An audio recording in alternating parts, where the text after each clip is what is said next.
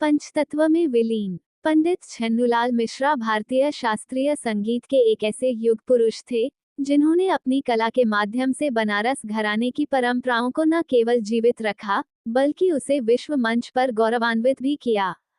उनका जीवन और उनकी साधना संगीत प्रेमियों के लिए एक प्रेरणा है और उनकी गायकी हमेशा भारतीय संस्कृति की अमर धरोहर के रूप में जीवित रहेगी। पंडित छन्नूलाल मिश्रा भारतीय शास्त्रीय संगीत के एक युग पुरुष का संपूर्ण जीवन परिचय। पंडित छन्नूलाल मिश्रा भारतीय शास्त्रीय संगीत के एक ऐसे नक्षत्र थे जिनकी चमक ने न केवल भारत बल्कि वैश्विक मंच पर भी शास्त्रीय संगीत को नई ऊंचाइयां प्रदान की। उनकी मधुर और भावपूर्ण गायकी, बनारस घराने की परंपराओं को संजोए रखने की उनकी प्रतिबद्धता और संगीत के प्रति उनका समर्पण उन्हें एक युग पुरुष बनाता है। उनके निधन ने भारतीय शास्त्रीय संगीत की दुनिया में एक ऐसी रिक्तता छोड़ी है जिसे भरना असंभव है। प्रारंभिक जीवन और शिक्षा। पंडित छन्नूलाल मिश्रा का जन्म 3 अगस्त 1936 को उत्तर प्रदेश के आजमगढ़ जिले के एक छोटे से गांव हरिहरपुर में हुआ था। संगीत उनके परिवार का अभिन्न अंग था और उनके पिता पंडित बद्री प्रसाद मिश्रा एक प्रतिष्ठित संगीतज्ञ थे। पंडित जी ने अपने पिता से संगीत की प्रारंभिक शिक्षा प्राप्त की जिसने उनकी संगीतमय प्रतिभा को निखारने की नींव रखी। इस प्रारंभिक प्रशिक्षण ने उनकी रुचि को और प्रबल किया और वे संगीत की गहराइयों में उतरने के लिए प्रेरित हुए। बाद में वे बनारस वर्तमान वाराणसी आए जो भारतीय शास्त्रीय संगीत का एक प्रमुख केंद्र है। यहाँ उन्होंने किराना घराने के प्रख्यात उस्ताद अब्दुल गनी खां से संगीत की विधिवत और गहन शिक्षा प्राप्त की। उस्ताद अब्दुल गनी खां की सख्त तालीम और मार्गदर्शन ने पंडित छन्नूलाल मिश्रा की गायकी को एक नया आयाम दिया। इसके साथ ही उन्होंने बनारस घराने की परंपराओं को भी आत्मसात किया जो उनकी कला का आधार बनी। उनकी शिक्षा में ख्याल, ठुमरी, दादरा और भक्ति संगीत की बारीकियों का समावेश था जिसने उन्हें एक बहुमुखी कलाकार बनाया। योगदान और कला। पंडित छन्नूलाल मिश्रा बनारस घराने की गायकी के लिए विशेष रूप से प्रसिद्ध थे। उनकी गायकी में ख्याल और पूरब अंग की ठुमरी का अनूठा संगम देखने को मिलता था। उनकी प्रस्तुतियां भाव, राग और मधुरता का एक ऐसा मिश्रण होती थीं जो श्रोताओं को भाव विभोर कर देती थीं। पूरब अंग की ठुमरी में उनकी महारत ने उन्हें इस विधा का प्रमुख प्रतिपादक बनाया। उनकी ठुमरियों में प्रेम, विरह और भक्ति की गहरी अभिव्यक्ति होती थी जो बनारस घराने की विशेषता है। पंडित जी ने ख्याल गायकी में भी अपनी अमिट छाप छोड़ी। उनकी गायकी में रागों की शुद्धता, ताल की जटिलता और भावनाओं की गहराई का समन्वय होता था। इसके अलावा उन्होंने दादरा, चैती, कजरी और भजन जैसे लोक और अर्धशास्त्रीय संगीत को भी अपनी प्रस्तुतियों में शामिल किया जिससे उनकी कला का दायरा और व्यापक हुआ। उन्होंने कई संगीत एल्बम जारी किए जिनमें उनकी ठुमरियां, भजन और ख्याल गायकी शामिल हैं। ये एल्बम आज भी संगीत प्रेमियों के बीच अत्यंत लोकप्रिय हैं। पंडित जी आकाशवाणी, ऑल इंडिया रेडियो और दूरदर्शन के शीर्ष ग्रेड कलाकार रहे और उनकी प्रस्तुतियों ने रेडियो और टेलीविजन के माध्यम से लाखों लोगों तक शास्त्रीय संगीत की सुंदरता को पहुंचाया। उनकी कला ने न केवल शास्त्रीय संगीत के पारखियों को प्रभावित किया बल्कि आम जनमानस को भी इस विधा से जोड़ा। पंडित छन्नूलाल मिश्रा ने बनारस घराने की परंपराओं को जीवित रखने में महत्वपूर्ण भूमिका निभाई। उन्होंने अपने शिष्यों को न केवल संगीत की तकनीकी बारीकियां सिखाईं बल्कि संगीत के प्रति समर्पण और उसकी आध्यात्मिक गहराई को भी आत्मसात करने की प्रेरणा दी। उनकी कला ने भारतीय शास्त्रीय संगीत को राष्ट्रीय और अंतर्राष्ट्रीय मंचों पर एक नई पहचान दिलाई। पुरस्कार और सम्मान। पंडित छन्नूलाल मिश्रा की कला को उनके जीवन काल में अनेक पुरस्कारों और सम्मानों से नवाजा गया। उन्होंने उत्तर प्रदेश संगीत नाटक अकादमी पुरस्कार, नौशाद पुरस्कार और यश भारती पुरस्कार जैसे प्रतिष्ठित सम्मान प्राप्त किए। भारत सरकार ने उनकी संगीत साधना और योगदान को देखते हुए 2010 में उन्हें पद्म भूषण और 2020 में देश के सर्वोच्च नागरिक सम्मानों में से एक पद्म विभूषण से सम्मानित किया।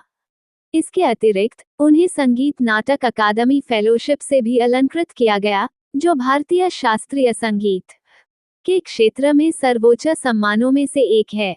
ये सम्मान उनकी कला की गहराई, उनकी योगदान और भारतीय संगीत को समृद्ध करने में उनकी भूमिका के प्रतीक हैं। व्यक्तिगत जीवन और प्रभाव। पंडित छन्नूलाल मिश्रा का व्यक्तित्व उनकी कला की तरह ही सरल और गहरा था। वे एक सच्चे साधक थे, जिनके लिए संगीत केवल कला नहीं, बल्कि एक आध्यात्मिक अनुभव था। बनारस की गंगा घाटों की पवित्रता और वहां की सांस्कृतिक समृद्धि उनकी गायकी में झलकती थी। उन्होंने अपने जीवन में अनेक शिष्यों को प्रशिक्षित किया, जिनमें से कई आज शास्त्रीय संगीत के क्षेत्र में अपनी पहचान बना चुके हैं। उनका प्रभाव न केवल संगीत तक सीमित था, बल्कि उन्होंने भारतीय संस्कृति और परंपराओं को भी बढ़ावा दिया। उनकी गायकी में भक्ति रस का विशेष स्थान था, और उनके भजनों ने श्रोताओं को आध्यात्मिकता के करीब लाने का कार्य किया। एक युग का अंत। पंडित छन्नूलाल मिश्रा का निधन भारतीय शास्त्रीय संगीत के लिए एक अपूरणीय क्षति है।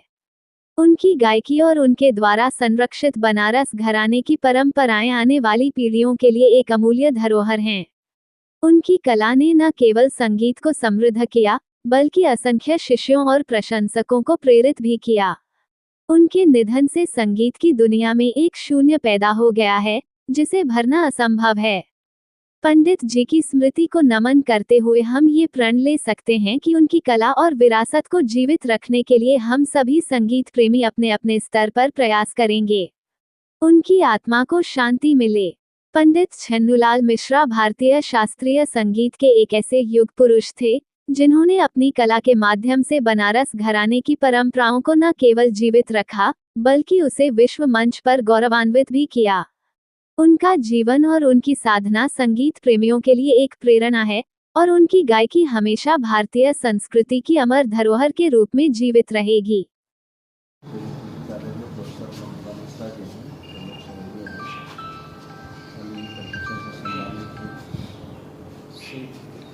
संगीत में वर्मा उनके रामधुने गीत है, आज गीत में लोकप्रिय है, पगली की लोकप्रिय है।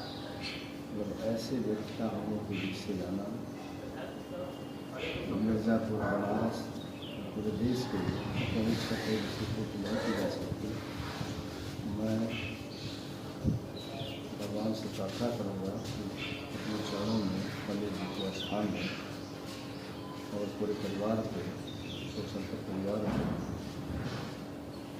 करूँगा कि वो अपना दुख के बारे में सत्य ज्ञान करें।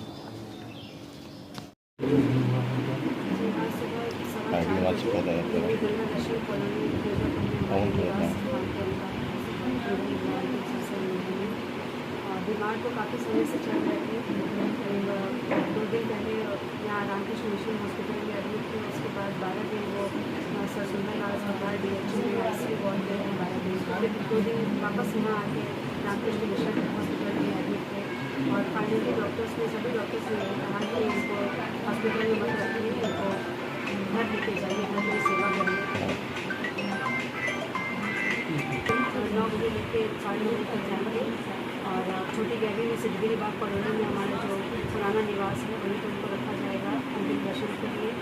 और वहाँ से शाम को 6-7 बजे के बाद हम लोग मणिकर्णिका घाट पर उनका अंतिम संस्कार होगा। अच्छा, क्या क्या इनको उपाधियाँ मिली थी और किस तरीके से ये सुशोभित हुए?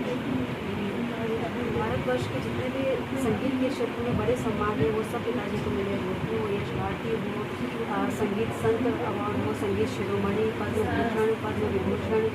और इसके अलावा मध्य प्रदेश के 2 विश्वविद्यालयों से उन्हें डिलीट की मानद उपाधि भी मिली थी। अमेरिका से स्मिथसोनियन अवार्ड मिला था, रेडियो मिर्ची अवार्ड मिल चुका है। और बहुत लंबी लिस्ट है अवार्ड्स की। पिताजी को मुंबई से हर सरकार में, हर जो राज्य सरकार है, हर जगह से उन्हें अवार्ड मिला है, चाहे वो बिहार हो, राजस्थान हो, महाराष्ट्र हो, उत्तर प्रदेश के, तो सभी बड़े सम्मान उनको मिल चुके हैं। तो सब कुछ है, सबका प्यार और सम्मान मिला है पिताजी को। क्या यादें रही हैं आपके साथ? 3 साल 4 साल पिता के साथ रहे हैं। 3 साल ही नहीं, मैं क्योंकि पिताजी की बेटी भी हूँ, उनकी शिष्या भी हूँ, बचपन से उन्हीं से सीखा है। शायद ही कोई ऐसा प्रोग्राम होता होगा उनका जो मैंने मिस किया हो। मैं हर जगह अपनी जॉब के साथ ही मैं मैनेज करने की कोशिश करती थी, उनके प्रोग्राम से पहुँचती थी, साथ में उनके स्टेज पे बैठना ही मेरे लिए बहुत सम्मान की बात होती थी। बीच में अगर 2 सुर लगा लिया तो मेरी बहुत बड़ी उपलब्धि होती थी कि उनके साथ स्टेज पे बैठ के मैंने गाया, हमेशा उनके साथ में रहती थी। तो संगीत के रूप में मतलब गुरु के रूप में, भगवान के रूप में मैं शब्द नहीं है मेरे पास कि मैं क्या कहूँ। उनकी एक एक बात एक प्रेरणा का स्रोत है। उनकी हर बात को, उनके पूरे जीवन को अनुसरण करने योग्य है। संगीत, अध्यात्म और जो ठुमरी, चैती, गजरी, इन सब के बारे में वो जो बातें बताते थे और जिस तरह से उसका विश्लेषण करते थे वो अद्भुत था। उसकी वही वजह है कि पूरा देश और पूरा विश्व एक तरह से उनका जो फैन था, उनका प्रशंसक थे। इसी वजह से उनकी शैली सबसे निराली थी। वो गाते ही नहीं थे बल्कि वो समझाते भी थे। आम आदमी को भी वो समझा के तब गाते थे। यही उनकी विशेषता थी, यही उनको जो प्यार सम्मान मिला इसी वजह से। सीएम का भी फोन आया था। जी, अभी मुख्यमंत्री कार्यालय से फ़ोन आया था, गृह मंत्रालय से फ़ोन आया था।